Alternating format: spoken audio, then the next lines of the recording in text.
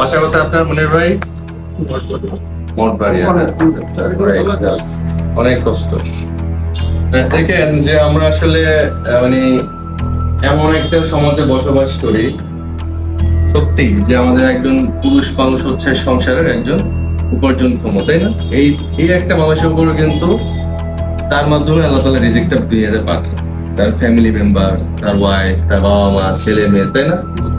তো এই একজন যদি অসুস্থ হয়ে যায় যদি, তাহলে আমরা সবাই খুব চিন্তিত হয়ে পড়ে। সবচেয়ে বেশি চিন্তিত হয়ে পড়ে উনি নিজেই, কারণ ওনাকেই সবচেয়ে বেশি চিন্তা করতে হয়, ওনার দায়বদ্ধতা সবচেয়ে বেশি।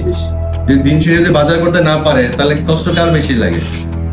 ওনার বেশি কষ্ট লাগে যে আমি আমার বাসার জন্য, সন্তানের জন্য একটা ভালো মাছ কিনতে পারতেছি না, চাল কিনতে পারতেছি না, আমার মা বসে থাকবে, বুঝতে পারছেন? তো অন্যদের চেয়ে কিন্তু ওনারই কষ্টটা বেশি। তো এই যে চোখ থেকে যে ওনার পানিটা পড়তেছে, এটা কিন্তু কষ্টের পানি। তো আল্লাহর হুকুমে ওনার অ্যাক্সিডেন্ট হয়েছে, হইতেই পারে, ঠিক আছে? একটা মোটরসাইকেল অ্যাক্সিডেন্ট হয়েছে, কেউ তো ইচ্ছে করে হয় না। অ্যাক্সিডেন্ট মানেই তো অ্যাক্সিডেন্ট, এটা অনাকাঙ্ক্ষিত ভাবেই আসবে। তো দেখেন, কিন্তু এখানে আমাদের ভূমিকাটা কি? আমাদের একজন চিকিৎসকের ভূমিকা হলো একটা রোগীকে তার রোগ কতটুকু আছে ঠিক ততটুকুই বলা। ধরেন ওনার সমস্যা 20%, ওনার সেই 20%কেই বলা, কিন্তু কখনোই ওই 20%কে 100% বলে ওনাকে ভয় দেখানো যাবে না। আবার একইভাবে ওনার সমস্যা যদি 100% থাকে, সেটাকে আবার 20% বইলা মিথ্যা আশা আকাঙ্ক্ষাও দেখানো যাবে না। সো এই যে এই জন্য আপনি যখন আসলেন, আমরা কিন্তু প্রথমে এই রিপোর্টটা আমরা দেখি নাই। আমরা ঠিক প্রথমে কি করলাম, আপনার সমস্যাটা আমরা শুনতেছিলাম সুন্দর মতো হিস্ট্রিটা, ঠিক আছে? আর এই মনে ফিল্ম দেখি, কারণ এই ফিল্মটাই হলো আপনার রিয়েল সত্যিকারের পরিচয়, ঠিক আছে? এই ফিল্মটাই কি সত্যিকারের পরিচয়। তো আমাদের এই বাংলাদেশের এই এমআরআই রিপোর্ট, এটা হচ্ছে সেই চারিত্রিক সমাজের মতো, বুঝতে পারছেন? যা লিখছে তা হইতে পারে এর চেয়েও ভালো আপনার রিপোর্ট, আবার হইতে পারে এটা হচ্ছে অনেক খারাপ। এই জন্য আমরা এই রিপোর্ট পড়ি না, বুঝতে পারছেন? আপনি এই জিনিসটা খেয়াল করছেন কিনা? আপনি যখন আমাকে এই জিনিসটা বের করে দিচ্ছেন, প্রথমেই আমরা ফিল্মটা নিচ্ছি, কারণ এই ফিল্মটা হলো আপনার সত্যিকারের পরিচয়। যে আপনার হাঁটুতে যে ইনজুরিটা হলো, তো হাঁটুর অবস্থাটা কেমন আছে, এই সত্যিকারের জিনিসটা যদি আমি জানতে চাই বা বুঝতে চাই, আমাকে এই ফিল্মটা বুঝতে হবে, বুঝতে পারছেন?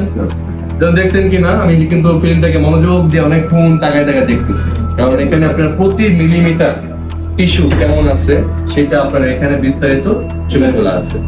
সবকিছু দেখলাম আপনার চমৎকার ভাবে। এখানে যে আমি দেখলাম আপনার যে মেনিসকাস, ঠিক আছে, ল্যাটারাল মেনিসকাস আমি দেখলাম, খুবই সুন্দর আছে, চমৎকার। কেমন আপনার এই যে এসিএল, একদম পারফেক্ট। আপনার এসিএল খুবই সুন্দর। কেমন আপনি এসিএল ছেড়ে নাই, বুঝতে পারছেন? যে লিগামেন্টটা, এই যে আপনার পিসিএলটা আংশিক ছেড়ে আছে, কি আছে? পুরোপুরি ছেড়ে নাই। যে এখানে দেখতে পাচ্ছি এখানে কন্টিনিউশন আছে, আর কিছু কিছু জায়গায় কন্টিনিউশন নাই, মানে তেতলে গেছে। তেতলে হয়তো আপনি ধরেন যে ওইটার 70% ফাইবার ছেড়ে গেছে, 30% ইনটেক আছে। আর এসিএল এর 90%ই ভালো, 10% ছিড়ছে, ঠিক আছে? কিন্তু এই ছেঁড়াটা মানে এই না যে ওটা অকেজো হয়ে গেছে, বুঝতে পারছেন?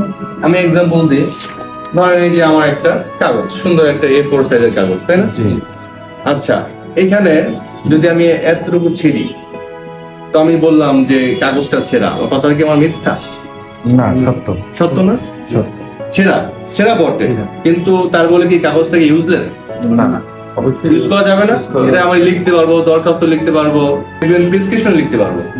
আর কিছু না করলেও এটা ঠোঙ্গা বা বানায়া মুড়ি বেচা যাবে কিনা? আমার কথা বুঝতে পারছেন? So this is not useless. তো আপনার যে ইনজুরি আছে, ধরেন যদি এরকম 5% ইনজুরি থাকে আপনার এসিএল এ, তার মানে কি আপনার এসিএল টা ইউজলেস?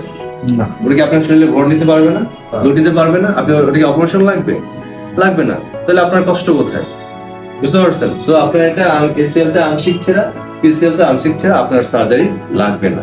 কারণ সাধারণত মোটরসাইকেল অ্যাক্সিডেন্ট যেটা হয়েছে, যেটা আমরা দেখলাম, হাঁটুর সামনে একটা দাগ আছে, এটাকে বলা হয় ড্যাশবোর্ড ইনজুরি। মানে আপনার ধাক্কা লাগছে সামনের দিক থেকে, পায়ের নলার মধ্যে কি সামনের দিক থেকে ধাক্কা লাগছে। এরকম ধাক্কা লাগলে এই মেকানিজম অফ ইনজুরিতে পিসিএল টাই মেইনলি বেশি ছিঁড়ে। ওই পিসিএল আঘাত লেগে পিসিএল ইনজুরি হয়েও যদি আপনার ফোর্সটা কন্টিনিউ থাকে, তখন যে আপনার এসিএল এর কিছু ফাইবার ছিঁড়ে যায়। কথা বুঝতে পারছেন? সো পিসিএল ইনজুরিতে অ্যাজ এ রুল আমাদের এসিএল কিছু পরিমাণ ইনজুরি থাকবে, কিন্তু সেই ইনজুরি মানে এই না যে আপনার সার্জারি লাগবে। আমি যে পাটা ধরে দেখলাম, আপনার পা যথেষ্ট মজবুত, বুঝতে পারছেন? পিসিএল যদি পুরো ছেঁড়া থাকতো, তাহলে পা ঠক ঠক করে নড়তো, আপনার সেই পরিমাণ নড়ে নাই। হালকা একটু নড়ছে, সো যতটুকু নড়ছে আপনার এটা সার্জারি লাগবে না। সার্জারি করলে যে রেজাল্ট, তার চেয়ে আপনি ব্যায়াম করে তার চেয়ে ভালো থাকতে হবে বেশি, বুঝতে পারছেন? আর যদি ফুল অ্যাক্সিডেন্ট থাকতো, এটা পিসেল আমরা গ্রেড 2 টিয়ার বলতে পারি, এসিএল গ্রেড 1, যেটা একটাতেও সার্জারি লাগবে না।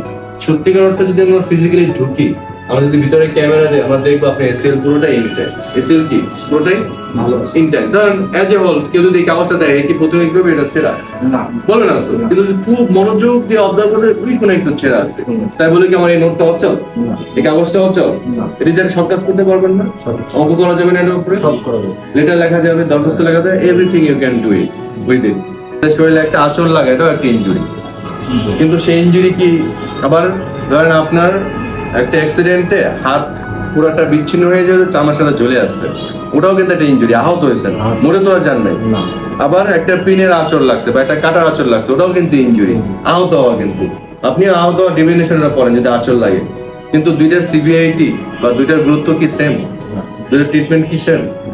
বুঝতে পারছেন? তো এই জিনিসটাই হলো আমরা যারা নিয়ে স্পেশালিস্ট, হাঁটু এবং লিগামেন্ট নিয়ে কাজ করে, এই জিনিসটা রোগীর কাছে ক্লিয়ার করা আমাদের কাজ, বুঝতে পারছেন? তো আপনার এই যে আসার পর আপনি যে একটা কান্না কান্না ভাব ছিল, মন খুব খারাপ ছিল, সেটা এখন আর আছে? বুঝতে পারছেন কি বলছি? কনফিডেন্স পাইছেন? আমার আগে তো আপনি আরো 5-6 জনকে দেখাইছেন, অর্থোপেডিক্স ডাক্তার বিভিন্ন জায়গায় দেখাইছেন, তাই না? সো এখন কি আপনার কনফিডেন্সটা বাড়ছে? না, এখন আর আমার দেখা লাগবে না। আপনার যদি আজকে ভালো না লাগবে, আমার অবশ্যই ঢাকা যাবে। বুঝতে পারছেন? জি। সো আপনার কি এখন কি আর কনফিউশন আছে আর কোনো আর মানে বুঝের কোনো ঘাটতি আছে? রোগ নিয়ে পরিপূর্ণ ধারণা পাইছেন?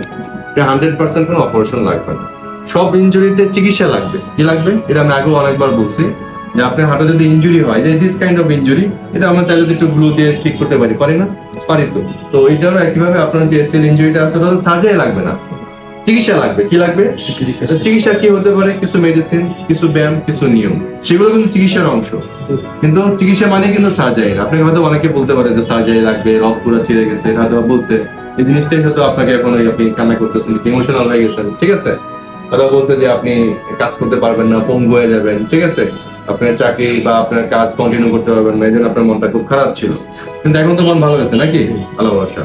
So this is very important, যে হাঁটুর যে কোনো ইনজুরিতে চিকিৎসা লাগবে, কিন্তু চিকিৎসা মানে অপারেশন না, ঠিক আছে? এর মধ্যে ওষুধ, ব্যায়াম, নিয়ম কানুন, ফিজিওথেরাপি, রিহ্যাব, এগুলো অন্তর্ভুক্ত। কেমন? যে আপনার যত ইনজুরি আছে, এই কোনটা চিকিৎসা মানে কোনটায় কি চিকিৎসা লাগবে, কোনটায় শুধু ব্যায়াম, কোনটায় শুধু ফিজিওথেরাপি, কোনটায় একটু মেডিসিন, আর কোনটায় সার্জারি লাগবে, এই ডিসিশনটাই আমরাই মানে যারা নিয়ে স্পেশালিস্ট আছে তারা অ্যানালাইসিস করে, দীর্ঘদিনের এক্সপিরিয়েন্স, এই কাজের অভিজ্ঞতা, ঠিক আছে, এই মানে রিডিং, এই ডাটা ইন্টারপ্রিটেশন, এই এক্সপিরিয়েন্স দিয়ে আমরা আপনাদেরকে বলা আমাদের দায়িত্ব।